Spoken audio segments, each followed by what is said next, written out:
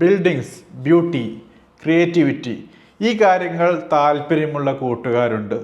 അവരുടെ മുൻപിൽ വരുന്ന മെയിൻ കരിയർ ഓപ്ഷൻസ് എന്നുള്ളത്, എഡ്യൂക്കേഷൻ പ്ലാറ്റ്ഫോംസ് എന്നുള്ളത് മൂന്നാണ്. ഒന്ന് ആർക്കിടെക്ചർ, രണ്ടാമത്തത് സിവിൽ എഞ്ചിനീയറിംഗ്, മൂന്നാമത്തത് ഇൻറ്റീരിയർ ഡിസൈനിങ്. സോ ഇന്ന് നമുക്ക് മനസ്സിലാക്കാനുള്ളത് ഇൻറ്റീരിയർ ഡിസൈനിങ്ങിനെ കുറിച്ചാണ്.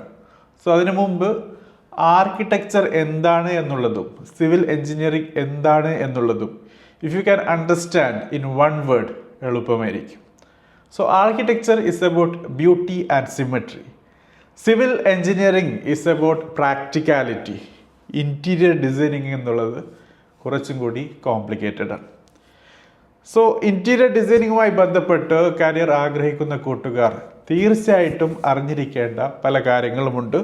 അതിൽ ആദ്യത്തേതെന്നുള്ളത് ഇൻറ്റീരിയർ ഡിസൈനിങ് മേഖലയിൽ ഒരു സക്സസ്ഫുൾ കരിയർ കൊണ്ടുവരിക എന്നുള്ളത് അത്ര എളുപ്പമില്ല എന്നുള്ളതാണ്. അതുകൊണ്ട് തന്നെ ഇന്ന് നമുക്ക് തീർച്ചയായിട്ടും മനസ്സിലാക്കാനുള്ളത് ഇൻറ്റീരിയർ ഡിസൈനിങ് കരിയർ ഫീൽഡുമായി ബന്ധപ്പെട്ട് എന്തൊക്കെയാണ് ബുദ്ധിമുട്ടുകൾ എന്നുള്ളത് പാർട്ട് 1ലും ആ ബുദ്ധിമുട്ടുകൾ എങ്ങനെ നമുക്ക് ഓവർകം ചെയ്യാം എന്നുള്ളത് രണ്ടാമത്തെ പാർട്ടിലും ഡിസ്കസ് ചെയ്യലാണ്. സോ നമുക്ക് നമ്മുടെ ഡിസ്കഷൻ്റെ പാർട്ട് 1ലേക്ക് വരാം. ആദ്യമായിട്ട് തന്നെ എന്തുകൊണ്ട് ഇൻറ്റീരിയർ ഡിസൈനിങ് എന്ന മേഖല കരിയർ രംഗത്ത് സക്സസ് എല്ലാവർക്കും നൽകുന്നില്ല എന്നുള്ളതിൻ്റെ ഒരു ഷോർട്ട് ആൻസർ എന്നുള്ളത് ഇൻറ്റൻസ് കോമ്പറ്റീഷനാണ്. എല്ലാ കരിയർ മേഖലയിലും തീർച്ചയായിട്ടും കോമ്പറ്റീഷനുണ്ട്. പക്ഷേ ഇൻറ്റീരിയർ ഡിസൈനിങ്ങിൽ കോമ്പറ്റീഷൻ എന്നുള്ളത് കട്ട് ത്രോട്ടാണ്. കാരണം ഇതൊരു ക്രിയേറ്റിവിറ്റിയുമായി ബന്ധപ്പെട്ട് നിലനിൽക്കുന്ന ഫീൽഡ് ആയതുകൊണ്ട് തന്നെ. സോ ക്രിയേറ്റിവിറ്റി എന്ന കാര്യം നമ്മുടെ മുൻപിൽ വരുമ്പോൾ ആദ്യം മനസ്സിലാക്കേണ്ടത് ഇവിടെ എൻട്രി ബാരിയർ ഇല്ല എന്നുള്ളതാണ്. അതായത് ആർക്കും ചാടി വന്ന് ചെയ്യാൻ പറ്റുന്ന കാര്യമാണ്. If you want to become a surgeon, medicine related ആണ്, എഞ്ചിനീയറിംഗ് റിലേറ്റഡ് ആണ് എങ്കിൽ നിങ്ങൾക്ക് കോമൺ ആയിട്ട് മിനിമം ആയിട്ട് ചില കാര്യങ്ങൾ പഠിച്ചെടുക്കേണ്ടതായിട്ടുണ്ട്. അതിനുശേഷം മാത്രമേ നിങ്ങൾക്ക് ആ ഒരു രംഗത്തേക്ക് വരാൻ പറ്റൂ. പക്ഷേ ഇൻറ്റീരിയർ ഡിസൈനിങ് എന്നുള്ളത് പക്ക ക്രിയേറ്റീവ് ഫീൽഡ് ആയതുകൊണ്ട് തന്നെ എല്ലാവർക്കും കടന്നു വരാം. ക്രിയേറ്റിവിറ്റി ഉണ്ട് എന്നുള്ള കാര്യം വെച്ചിട്ട് തന്നെ. സോ അങ്ങനെ ക്രിയേറ്റിവിറ്റിയെ അളക്കുന്ന ഒരു യൂണിവേഴ്സൽ സ്കെയിൽ നമ്മുടെ എഡ്യൂക്കേഷൻ രംഗത്തോ കരിയർ മേഖലയിലോ ഇല്ലാത്തത് കൊണ്ട് തന്നെ ആർക്കും ഈ മേഖലയിലേക്ക് വരാൻ പറ്റുമെന്നുള്ളത് കോമ്പറ്റീഷൻ വളരെ വളരെ കൂടുതലാക്കുന്നു. എല്ലാവരും എവരി ടോം, ഡിക്ക് and Harry can have A taste in interior designing എന്നുള്ളതാണ്. രണ്ടാമത്തത് ക്ലയൻറ്റ് എക്സ്പെക്റ്റേഷനാണ്. നമുക്കറിയാം ഇൻറ്റീരിയർ ഡിസൈനിങ്ങുമായി ബന്ധപ്പെട്ട് ഏതെങ്കിലും ഈവൻ എ സ്മോൾ ജോബ് നിങ്ങൾ ചെയ്തിട്ടുണ്ടെങ്കിൽ ബാക്കിയുള്ള ഫീൽഡ് പോലെയല്ല. നിങ്ങൾ ഒരു പ്രൊജക്റ്റ് ഏറ്റെടുക്കുമ്പോൾ ക്ലയൻറ്റിന് ചില എക്സ്പെക്റ്റേഷനുകൾ ഉണ്ടാകും. ഈ എക്സ്പെക്റ്റേഷൻ എന്നുള്ളത് സ്റ്റാറ്റിക് അല്ല, ഡൈനാമിക്കാണ്. അതായത് നിങ്ങളുടെ മുൻപിൽ ഒരു പ്രൊജക്റ്റ് തരുന്നു. ഒരു ഡെക്കറേഷൻ ഓഫ് റൂം ആയാലും എൻ്റയർ ബിൽഡിംഗ് ആയാലും ഓഡിറ്റോറിയം ആയാലും ഏതായാലും ആ പ്രൊജക്റ്റ് തന്നതിന് ശേഷം നിങ്ങൾ എക്സിക്യൂട്ട് ചെയ്യുകയാണ്. ആ എക്സിക്യൂഷൻ കഴിഞ്ഞ് ഒരു സ്റ്റേജ് എത്തുമ്പോൾ ക്ലയൻറ്റ് എക്സ്പെക്റ്റേഷൻ മാറുന്നു എന്നുള്ളത്. സോ ഇങ്ങനെ മാറി മാറി വരുമ്പോൾ ഇൻറ്റീരിയർ ഡിസൈനേഴ്സും സ്ട്രഗിൾ ചെയ്യുന്നു എന്നുള്ളതും നമുക്ക് ഈ ഒരു കരിയർ മേഖലയുമായി ബന്ധപ്പെട്ട് മനസ്സിലാക്കേണ്ട ഒരു ടഫ് കാര്യം തന്നെയാണ്. സോ ഇങ്ങനെ മാറ്റം വരുമ്പോൾ അതിനനുസരിച്ച് ബഡ്ജറ്റ്, ടൈം, സ്കോപ്പ് അങ്ങനെ പല കാര്യങ്ങളും മാറ്റി വരുമ്പോൾ തീർച്ചയായിട്ടും ഒരു ഫേമായിട്ടുള്ള സ്കോപ്പിലേക്ക് എത്തിച്ചേരാൻ പറ്റാത്ത അവസ്ഥയിൽ ആ പ്രൊജക്റ്റിൻ്റെ ഡ്യൂറേഷനും കോസ്റ്റും ഒക്കെ വലിഞ്ഞ് അങ്ങോട്ട് പോകും. അത് തീർച്ചയായിട്ടും നിങ്ങളും ക്ലയൻറ്റും തമ്മിൽ ഡിസ്പ്യൂട്ട് ഉണ്ടാക്കാൻ സാധ്യത കൂടി വരുത്തുന്നു. മൂന്നാമത്തത് ഇവോൾവിങ് ട്രെൻഡ്സ് ആണ്. അതായത് ട്രെൻഡ് എപ്പോഴും മാറിക്കൊണ്ടിരിക്കും. ഈവൻ വിതിൻ 6 months ട്രെൻഡ് 2-3 പ്രാവശ്യം മാറാറുണ്ട്. അതോടൊപ്പം നിങ്ങളുടെ ക്ലയൻറ്റ് ഒരു പ്രത്യേക ട്രെൻഡ് ആഗ്രഹിച്ച് നിങ്ങളെ സമീപിച്ച് പിന്നീട് അവർ അവരുടെ ഫ്രണ്ട്സുമായോ അല്ലെങ്കിൽ അവരുമായി ബന്ധപ്പെട്ട് കിടക്കുന്ന ആൾക്കാരുമായി കൂടുതൽ കാര്യങ്ങൾ മനസ്സിലാക്കുമ്പോൾ അതിനനുസരിച്ച് ട്രെൻഡ് അവർക്ക് മാറി വരുന്നതായി മനസ്സിലാക്കിയാൽ അത് അഗെയിൻ ഇൻറ്റീരിയർ ഡിസൈനേഴ്സിൻ്റെ തലയിലാണ് വന്ന് വീഴുന്നത്. അതിനനുസരിച്ച് അവർക്ക് അവരുടെ സ്കോപ്പും മാറ്റേണ്ടി വരും. അത് ഇൻറ്റീരിയർ ഡിസൈനേഴ്സിന് വലിയ ബുദ്ധിമുട്ടുണ്ടാക്കുന്ന കാര്യം തന്നെയാണ്. നാലാമത്തത് പ്രൊജക്റ്റ് മാനേജ്മെൻറ്റ് ചാലഞ്ചസ് ആണ്.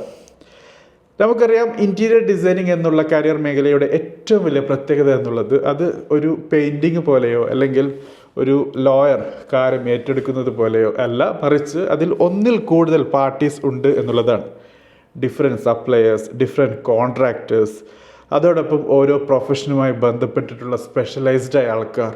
സോ അവരെയൊക്കെ കൂട്ടി യോജിപ്പിച്ച് മുന്നോട്ട് കൊണ്ടുപോകുക എന്നുള്ളത് അത്ര എളുപ്പമല്ല. പ്രത്യേകിച്ച് നേരത്തെ പറഞ്ഞ പോലെ ക്ലയൻറ്റിൻ്റെ റിക്വയർമെൻറ്റ് മാറി മാറി വരുന്ന സമയത്ത് ഇവരെയൊക്കെ കൺവിൻസ് ചെയ്ത് മുന്നോട്ട് കൊണ്ടുപോവുക, ബഡ്ജറ്റ് പിടിച്ചു നിർത്തുക, സമയം അത് അതിക്രമിച്ച് മുന്നോട്ട് പോകാതിരിക്കുക എന്നൊക്കെയുള്ള കാര്യം ശ്രദ്ധിക്കേണ്ടതായിട്ട് വരുന്നുണ്ട്. അഞ്ചാമത്തെ ബുദ്ധിമുട്ട് ഇൻറ്റീരിയർ ഡിസൈനിങ്ങുമായി ബന്ധപ്പെട്ട് മനസ്സിലാക്കേണ്ടത് ലോങ് ആൻഡ് അൺപ്രഡിക്റ്റബിൾ ഹവേഴ്സാണ്. ഇൻറ്റീരിയർ ഡിസൈനിങ് മേഖലയിൽ വർക്ക് ചെയ്ത ബിസിനസ് ചെയ്യുന്ന എല്ലാവർക്കും റിലേറ്റ് ചെയ്യാൻ പറ്റുന്ന, എളുപ്പം മനസ്സിലാക്കാൻ പറ്റുന്ന കാര്യം തന്നെയാണ്. നേരത്തെ പറഞ്ഞ പോലെ സ്കോപ്പും ബഡ്ജറ്റും ടൈമും ഒക്കെ മാറി മാറി വരുമ്പോൾ അതിൻ്റെ ഒരു ഡെഡ് ലൈൻ മീറ്റ് ചെയ്യാൻ വേണ്ടി ഇൻറ്റീരിയർ ഡിസൈനേഴ്സും അവരുടെ വെൻഡേഴ്സും സപ്ലയേഴ്സും കോൺട്രാക്ടേഴ്സും ഒക്കെ പറഞ്ഞ സമയത്തിനേക്കാൾ കൂടുതൽ വർക്ക് ചെയ്യേണ്ടതായിട്ട് വരും. സോ 9 to 5 ടൈപ്പ് ജോബല്ല ഇത്, മറിച്ച് രാവിലെ 6 മണിക്ക് സ്റ്റാർട്ട് ചെയ്താൽ ചിലപ്പോൾ രാത്രി 12 മണി വരെ പോകേണ്ട ഒരവസ്ഥ വരെ എത്തിച്ചേരാൻ ഒരു സാധ്യതയുണ്ട്.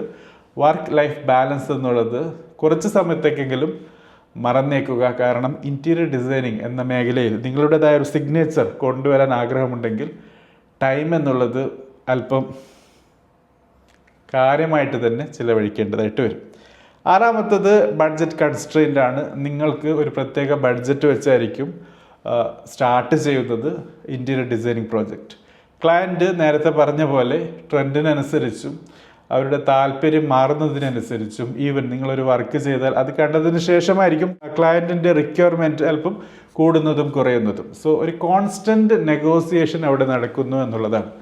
ക്ലയൻറ്റിൻ്റെ മെയിൻ പ്രയോറിറ്റി എന്നുള്ളത് ആ പറഞ്ഞ ചിലവിൽ അവർ ആഗ്രഹിക്കുന്ന കാര്യങ്ങൾ നേടിയെടുക്കുക എന്നുള്ളതാണ്. ആസ് എൻ ഇൻറ്റീരിയർ ഡിസൈനർ നിങ്ങളുടെ പ്രയോറിറ്റി എന്നുള്ളത് ഇങ്ങനെ സ്കോപ്പ് മാറുന്നതിനനുസരിച്ച് ക്ലയൻറ്റിനെ കൺവിൻസ് ചെയ്ത് ബഡ്ജറ്റ് കൂട്ടുക അല്ലെങ്കിൽ അതിനനുസരിച്ച് മാറ്റുക എന്നുള്ളതാണ്.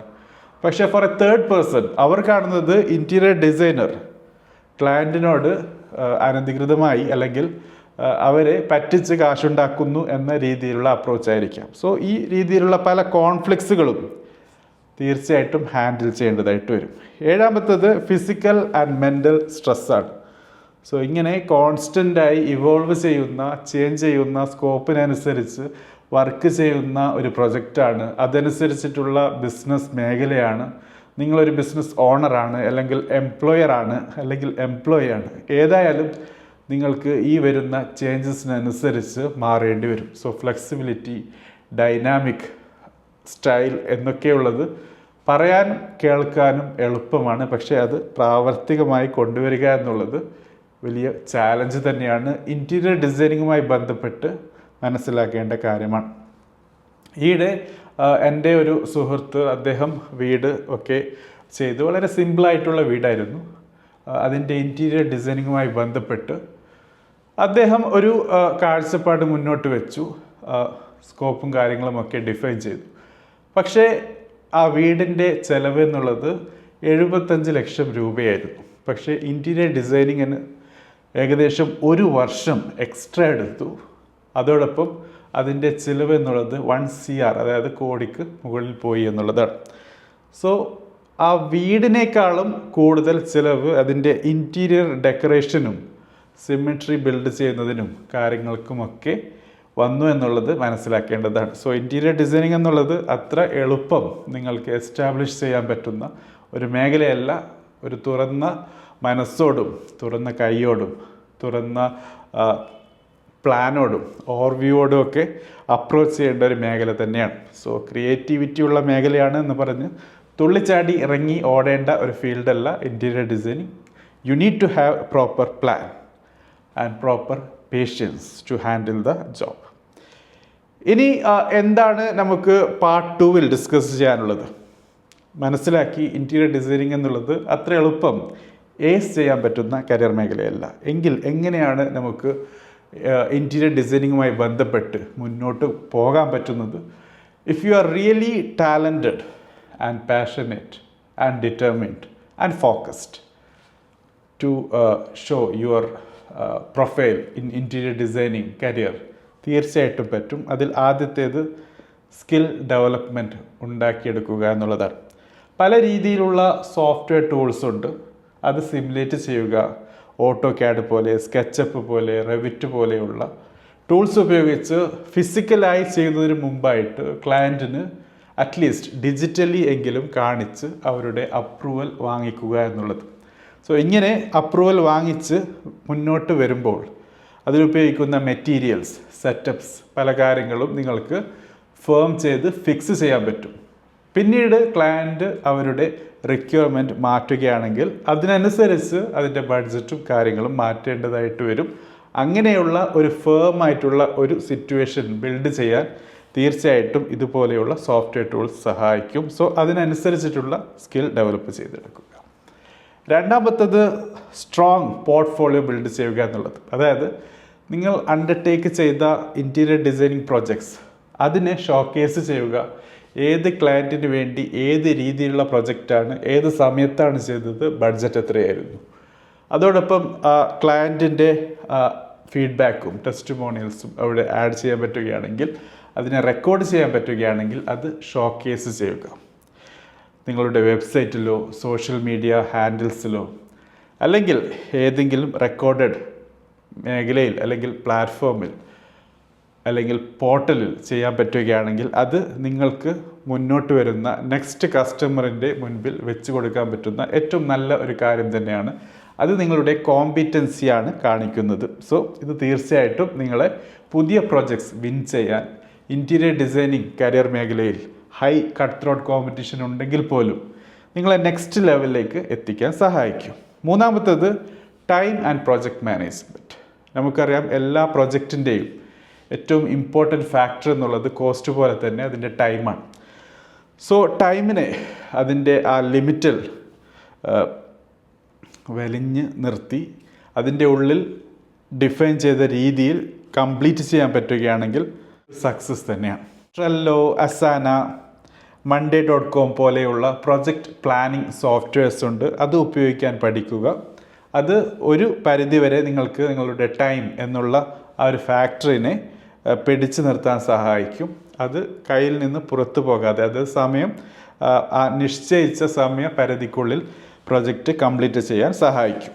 അതോടൊപ്പം പ്രോബ്ലം സോൾവിങ് സ്കിൽസ്, അതോടൊപ്പം ഓൺസൈറ്റ് ചാലഞ്ചസ്, ഇത് രണ്ട് മെയിൻ പില്ലേഴ്സാണ് ഇൻറ്റീരിയർ ഡിസൈനിങ്ങുമായി ബന്ധപ്പെട്ട്. ഇത് ഹാൻഡിൽ ചെയ്യാൻ പഠിക്കുക. എക്സ്പീരിയൻസിൽ കൂടിയും എക്സ്പോഷറിൽ കൂടിയും മാത്രമേ നിങ്ങൾക്കിത് നേടാൻ പറ്റൂ. So undertake small projects, deliver it successfully, എന്നിട്ട് ഈ പറഞ്ഞ കാര്യങ്ങൾ ഡെവലപ്പ് ചെയ്ത് നെക്സ്റ്റ് സ്റ്റെപ്പിൽ പോവുക എന്നുള്ളത്. നാലാമത്തേത് നെറ്റ്വർക്കിംഗ് ആണ്. ഓരോ കസ്റ്റമറും നിങ്ങളുടെ നെക്സ്റ്റ് സ്റ്റെപ്പിലേക്കുള്ള ഒരു തുറുപ്പ് ചീട്ടായിരിക്കണം. അതായത് ഒരു കസ്റ്റമറിന് വേണ്ടി നിങ്ങളൊരു പ്രൊജക്റ്റ് ചെയ്തു കൊടുത്താൽ ആ കസ്റ്റമർ വഴിയും ആ കസ്റ്റമറിൻ്റെ ഫ്രണ്ട്സ് വഴിയും അവരുടെ ഫാമിലി മെമ്പേഴ്സ് വഴിയും നിങ്ങളുടെ പ്രോജക്റ്റിനെ നെക്സ്റ്റ് പേഴ്സണിലേക്ക് റെഫർ ചെയ്യുന്ന രീതിയിലുള്ള ഒരു ബന്ധം സൃഷ്ടിക്കുക എന്നുള്ളത്. അതല്ലാതെ ആ പ്രോജക്റ്റ് ചെയ്ത് കഴിഞ്ഞതിന് ശേഷം നിങ്ങളെ ആ ക്ലയൻറ്റിന് കാണുന്നത് തന്നെ അലർജിയാക്കുന്ന ഒരു രീതിയിലുള്ള ആറ്റിറ്റ്യൂഡ് കൊണ്ടുവരാതിരിക്കുക. അറിയാം, interior designing is A tough job. പലപ്പോഴും ഈ ഒരു പ്രോജക്റ്റ് കഴിഞ്ഞതിന് ശേഷം ഉള്ള ബന്ധം വഷളായി വരുന്നതാണ് കാണുന്നത്. അത് ആ രീതിയിലുള്ള സിറ്റുവേഷൻ ഒഴിവാക്കുക. Networking is very important. നിങ്ങൾക്ക് പുതിയ പുതിയ ജോബ്സിനും പുതിയ പുതിയ പ്രൊജക്ട്സും നിങ്ങളുടെ ബിസിനസ് അടുത്ത ലെവലിലേക്ക് എത്തിക്കാനൊക്കെ ബന്ധങ്ങൾ, കണക്ഷൻസ് എന്നുള്ളത് വളരെ ഇമ്പോർട്ടൻ്റാണ്. സോ ആ കാര്യം പ്രത്യേകം ശ്രദ്ധിക്കുക. ട്രേഡ് ഷോസ്, വർക്ക്ഷോപ്സ്, ഇൻഡസ്ട്രി ഇവൻറ്റ്സൊക്കെ നിങ്ങൾക്ക് നിങ്ങളുടെ ജോബുമായി ബന്ധപ്പെട്ടല്ലാതെ നിങ്ങളുടെ നേരത്തെ പറഞ്ഞ നിങ്ങളുടെ വർക്ക് പോർട്ട്ഫോളിയോ എക്സിബിറ്റ് ചെയ്യാനുള്ള മാർഗങ്ങളാണ്. അതോടൊപ്പം ആർക്കിടെക്ട്സ്, കോൺട്രാക്ടേഴ്സ്, വെൻഡേഴ്സ് അവരുമായിട്ടൊക്കെ നല്ല ബന്ധം സൃഷ്ടിക്കുക എന്നുള്ളത്. അഞ്ചാമത്തത് എഫക്റ്റീവ് കമ്മ്യൂണിക്കേഷനാണ്.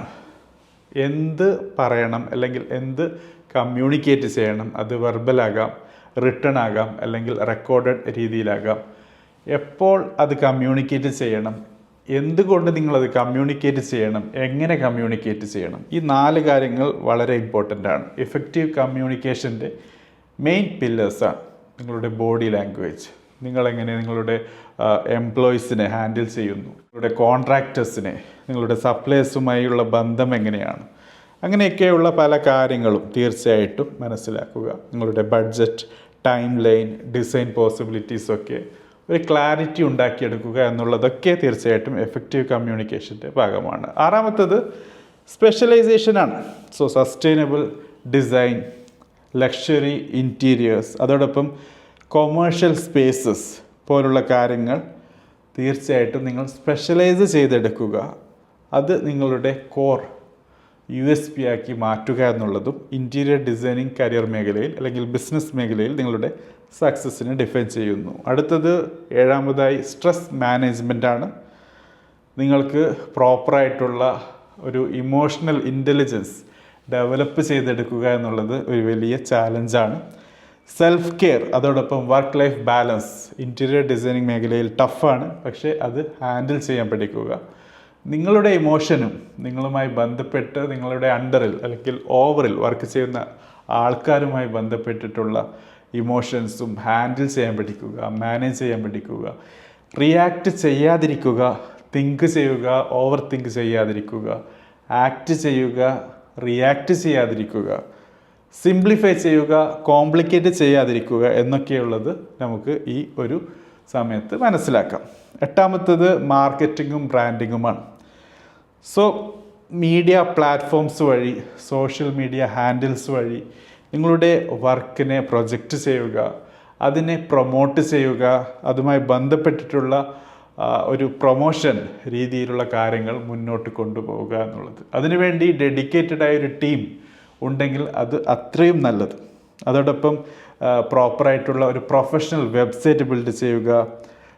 അതിൽ ഏറ്റവും ഇമ്പോർട്ടൻ്റായി നേരത്തെ പറഞ്ഞ പോർട്ട്ഫോളിയോ അത് ഷോക്കേസ് ചെയ്യുക. ക്ലയൻറ്റിൻ്റെ ടെസ്റ്റിമോണിയൽസും മറ്റും നല്ല രീതിയിൽ തന്നെ ഹൈലൈറ്റ് ചെയ്ത് പ്രൊജക്റ്റ് ചെയ്യുക എന്നൊക്കെയുള്ള കാര്യങ്ങൾ ഇൻറ്റീരിയർ ഡിസൈനിങ് മേഖലയിൽ തീർച്ചയായിട്ടും നിങ്ങളെ ആ ഒരു കരിയർ മേഖലയിലായാലും ബിസിനസ് മേഖലയിലായാലും സക്സസ്ഫുൾ ആക്കി മാറ്റാൻ സഹായിക്കും എന്നുള്ളത് നമുക്ക് ഈ ഒരു സമയത്ത് ഒന്നുകൂടി ഓർമ്മിക്കാം.